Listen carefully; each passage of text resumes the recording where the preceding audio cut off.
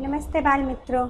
आगे के पाठ में हमने माप के बारे में लंबा, छोटा, सबसे लंबा, सबसे छोटा, ऊंचा, छोटा, सबसे ऊंचा, सबसे छोटा और मोटा, पतला, सबसे मोटा, सबसे पतला, भारी, हल्का, सबसे भारी, सबसे हल्का के बारे में हमने जाना। आज हम माप के बारे में जानेंगे।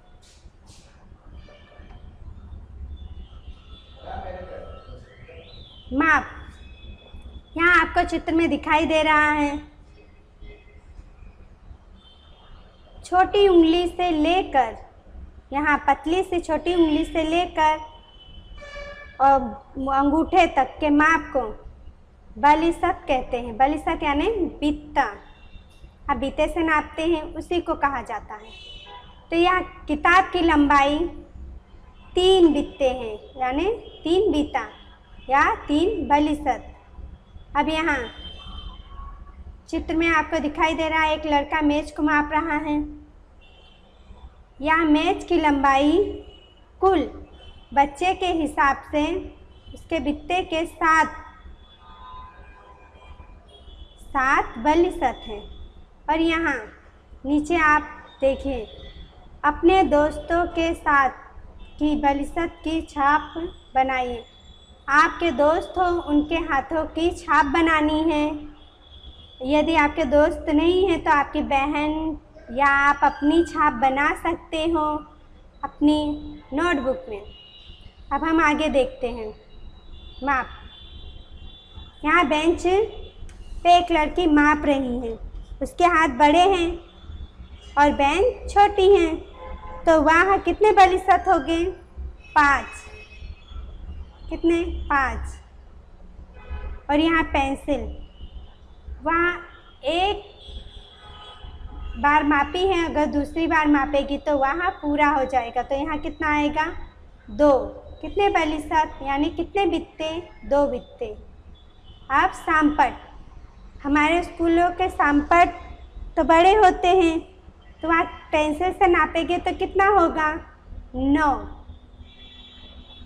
कितनी बार पेंसिल मापेंगे? 9 बार।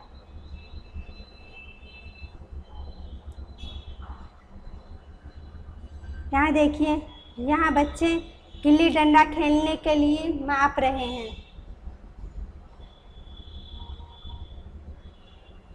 चलिए,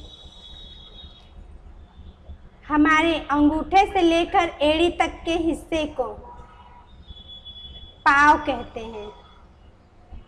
अंगूठे से एड़ी तक के हिस्से को पाँव कहते हैं। एक पैर को एक पाँव, 2 पैर 2 पाँव, ऐसे करके वहाँ 10 पाँव मापा।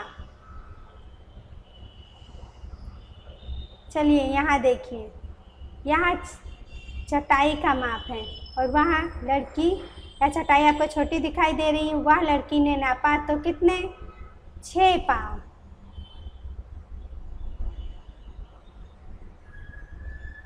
यहाँ एक पेड़ है, यहाँ दूसरा पेड़।